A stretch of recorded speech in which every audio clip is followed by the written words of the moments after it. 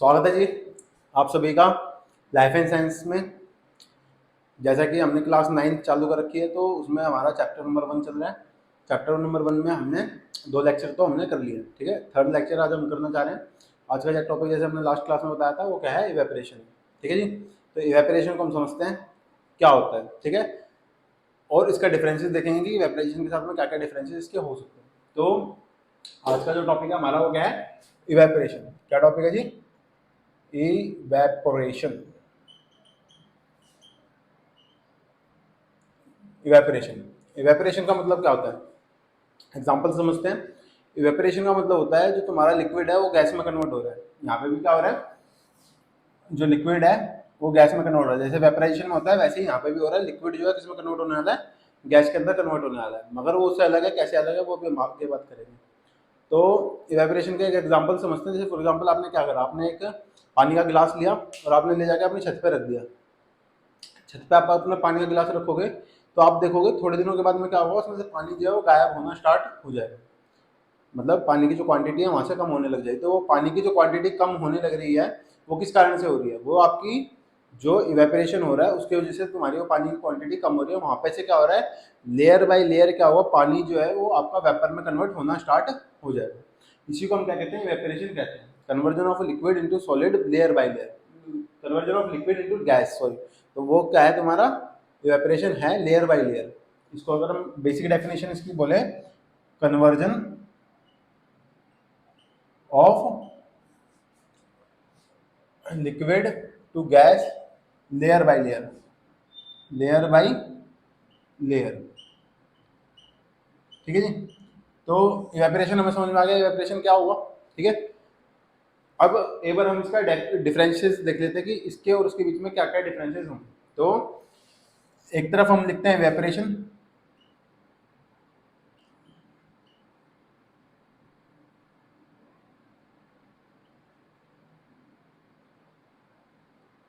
और एक तरफ हम लिखते हैं वेपराइजेशन।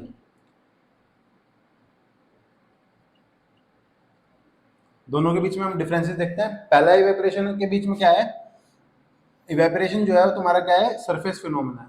क्या था फिनोमेना है, सरफेस फिनोमेना है। जबकि तुम्हारा जो वेपराइजेशन है वो कैसा फिनोमेना है, बल्क फिनोमेना है। क्या था फिनोमेना है, बल्क फिनोमेना है। सरफेस फिनोमेना का मतलब क्या हुआ कि जो तुम्हारा इवेपोरेशन होगा वो कैसा होगा, सरफेस की लेयर से होगा।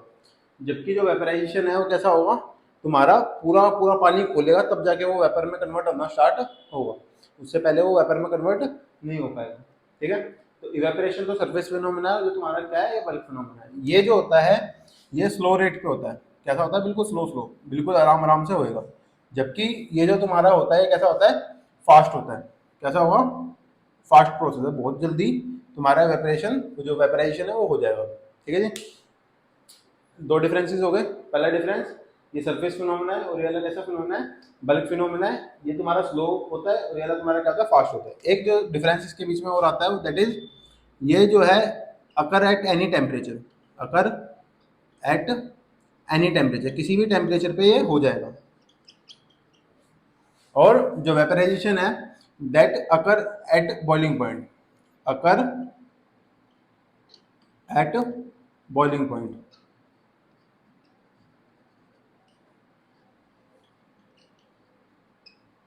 तो यहाँ पे हमें डिफरेंसेस समझ में आए, क्या क्या डिफरेंसेस हैं कि पहला है surface phenomena, minimum surface phenomena, इसका है बल्क फिनोमेना। ये स्लो होता है, ये वाला फास्ट होता है। यहाँ पे अगर हम देखें किसी भी टेम्परेचर पे हो सकता है, जबकि ये बॉइलिंग पॉइंट पे ही होगा, उसके अलावा कहीं पे भी नहीं होगा, ठीक है जी। तो इवेपोरेशन हमने देखा, इवेपोरेशन में क्या हो रहा है, लिक्विड टू गैस हो रहा है, और यहाँ पे लेयर बाई लेयर मामला चलने हमारा लग रहा है। तो ये हमें बेसिक समझ में आ गया, कर लो, नोट डाउन करो, ठीक है जी।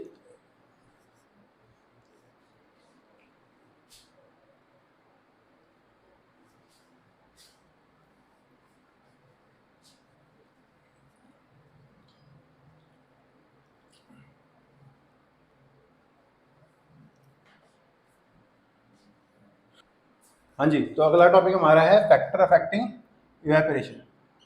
Factor affecting evaporation.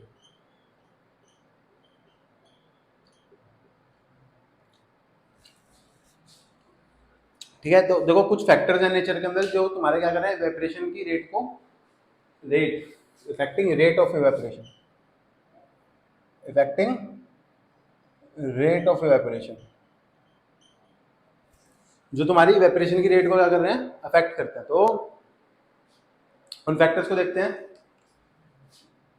फर्स्ट होता है surface area, surface area. Second जो होता है वो होता है तुम्हारा टेम्परेचर।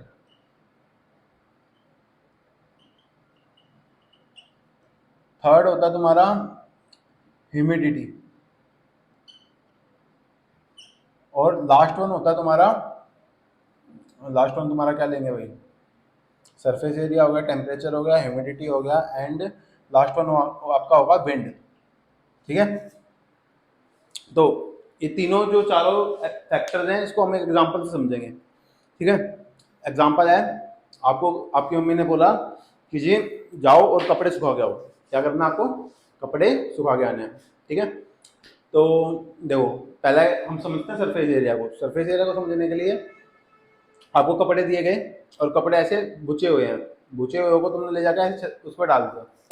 ठीक है, एक केस में तो आपने क्या करा, जो कपड़े थे उनको खोला नहीं और खोले बिना तुमने वैसे ही सुखा दिए, और एक दूसरे केस में क्या करा, आपने खोल के सुखाए।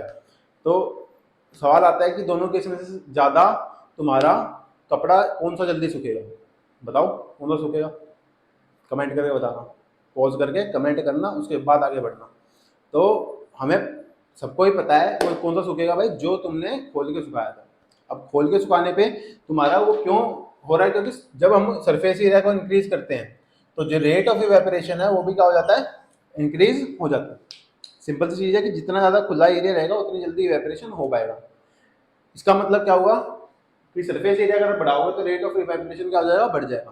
ठीक है, अब हम सेकंड चीज़ पे आते हैं कि भाई जब आप कपड़े सुखा के आए, कपड़े सुखा के आने पे क्या हुआ, आपने देखा कि भाई बारिश का मौसम ना भी हो गया, क्या है, ठंड का मौसम है। ठंड के मौसम में आप देखोगे और गर्मी के मौसम में देखोगे, दोनों में से कौन से मौसम में तुम्हारे कपड़े जल्दी सूखेंगे, बताओ, ये भी कमेंट कर देना यार। हाँ जी, कौन सूखेगा, तो ऑब्वियसली गर्मी के मौसम में जो तुम्हारे कपड़े हैं वो जल्दी सूखेंगे। क्यों सूखेंगे, क्योंकि उस टाइम पे क्या है, तुम्हारा टेम्परेचर ज़्यादा है। अगर टेम्परेचर को आप बढ़ाओगे तो भी क्या होगा, जो रेट है वो तुम्हारा बढ़ जाएगा, जो भी रेट है वो तुम्हारा बढ़ जाएगा। ठीक है, अगला आता है ह्यूमिडिटी। सबसे पहले ह्यूमिडिटी को समझते हैं। ये ह्यूमिडिटी वाला जो क्वेश्चन है ये कई बच्चों को क्लियर ही नहीं हो पाता, इसको ढंग से समझते हैं। ह्यूमिडिटी, ह्यूमिडिटी का मतलब क्या होता है, ह्यूमिडिटी का मतलब होता है amount of water vapour present in air. ठीक है, अब देखो ह्यूमिडिटी का मतलब आर्द्रता भी कहते हैं हिंदी में। इसका मतलब क्या है कि कितना तुम्हारा वाटर वेपर कहाँ पे प्रेजेंट है, एयर के अंदर प्रेजेंट है। अगर मान लो वाटर वेपर तुम्हारा ज्यादा प्रेजेंट होगा एयर के अंदर, तो उस दिन तुम, जैसे होता नहीं हुमस वाला दिन होता है, हुमस वाले दिन अगर जाके आप कपड़े सुखाओगे, कपड़े छोड़ो आपका शरीर नहीं सूखता, कपड़े तो बहुत दूर की बात है सूखने की, तो कपड़े उस टाइम पे आपके जल्दी नहीं सूख सकते।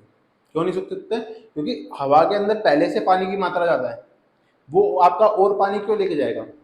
तो ह्यूमिडिटी वाला जो दिन होता है उस दिन आपका ना तो कपड़े सूखता ना ही आपका पसीना सूखता। क्यों नहीं सूखता, क्योंकि ऑलरेडी जो वहाँ पे है हवा में पानी ज़्यादा है। पानी ज़्यादा होने के कारण क्या है, ये जनरली आपको देखता है बारिश वाले दिनों में होता है। बारिश वाले दिनों में क्या होगा, जिस दिन तुम्हारा पानी गिरा है, बारिश हुई है, बारिश होने के कारण हवा में वेपर्स ज़्यादा हो जाएंगे, जिसके कारण से वो फर्दर और ज़्यादा तुम्हारे वेपर्स को नहीं लेगा, जिसके कारण से दिक्कत आएगी आपको। और आपको इसको हम बोल देते हैं चिपचिपाहट वाली गर्मियाँ, चिपचिपाहट हो रही है, चिपचिपाहट वाली गर्मियाँ, उसमें तुम्हारा क्या हो रहा है, ऐसी दिक्कत आती है। तो ह्यूमिडिटी में क्या हो रहा है, अमाउंट ऑफ वेपर तुम्हारे क्या होता है, ज़्यादा होते हैं एयर के अंदर, जिसके कारण से दिक्कत आती है।